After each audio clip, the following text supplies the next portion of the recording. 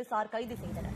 இன்று IIT வளாகத்தில் மாட்டுக்கறி இறைச்சி உண்ற மாணவரை தாக்கிய விவகாரத்தில் மாணவர் அமைப்பினர் கண்டன ஆர்ப்பாட்டம் நடத்தினர்.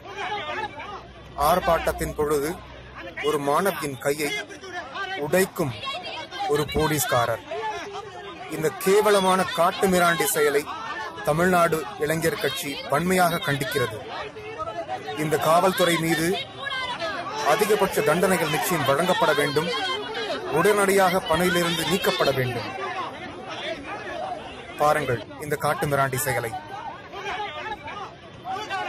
இவர்களெல்லாம் மனிதர்களா? அமைதியாக போராடிய மாணவியை இப்படி செய்வது எவ்வகையில் நியாயம்? ஒரு மகளிர் காவல்துறை அதிகாரியை இப்படி செய்வது மிகவும் கண்டிக்கத்தக்கது. பாவம் அந்த மாணவி அமைதியாக போராடியதை தவிர வேறு என்ன செய்தார் அவர்? அதிகம் பகிருங்கள் நண்பர்களே.